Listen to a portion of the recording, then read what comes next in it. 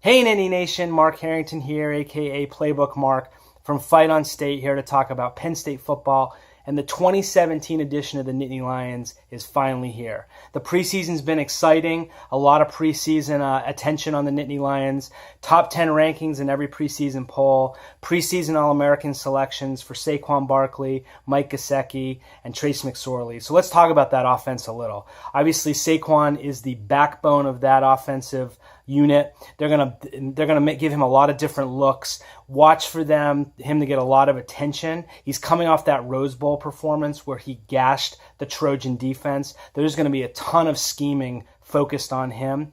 Trace McSorley, the other side of the dynamic duo, obviously he's a huge threat to run. He can hit in stride receivers. He can really move that ball around. I know there's a lot of questions with Chris Godwin departing for the NFL, but you look at the weapons he has in the air attack. He has Hamilton.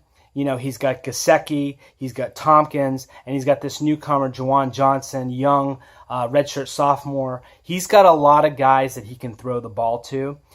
Saquon, they've been working even more with him in the passing game. He is the leading running back returning in FBS for receptions without a drop. He's got surefire hands, so they're going to use him, I think, even more in the passing attack, which is going to be even more dangerous for opposing defenses.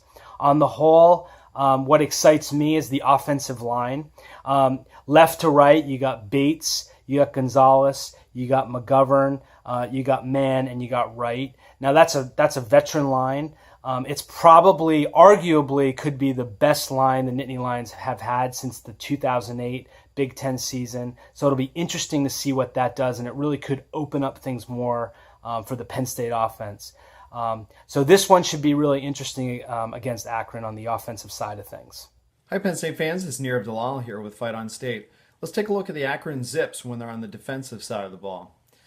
For the Zips, they were really good on defense 2 years ago, one of the best in the country at stuffing the run and keeping the score low.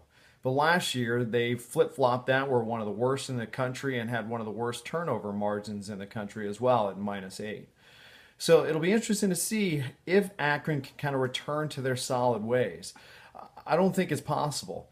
They've got a really good linebacker in Ulysses Gilbert. He is a kid who's on the Nagurski watch list as the nation's top defender. He is a big physical linebacker, definitely an NFL caliber type of kid. But he's really the only playmaker on this defense. They're breaking in 2 new defensive ends and they're breaking in new corners. Now, Alvin Davis, one of the corners, he is a sophomore. He's a kid that the Zips are really high on and think has a great future ahead of him. But going up against that Penn State passing offense is going to be a heck of a challenge for the sophomore. Overall, this Akron defense isn't going to pose much of a threat for Penn State. They're going to really be able to do whatever they want to do against this defense. So look for Penn State to be able to establish the run, hit the long balls. It's going to be a pretty straightforward game for Penn State on the offensive side of the ball. In terms of my prediction, I do think that Akron's head coach, Terry Bowden, he's used to these big games, the big atmosphere. He's going to prepare his kids. I don't expect the big lights and the big crowds to get to these kids. But what will get to them is the significant difference in talent. Penn State will run away with this game, but I do think Akron is going to make the Penn State defense a bit nervous with their ability to run the ball right up the middle. So look for this game to finish up around 51-17. That score could change depending on what happens with the weather.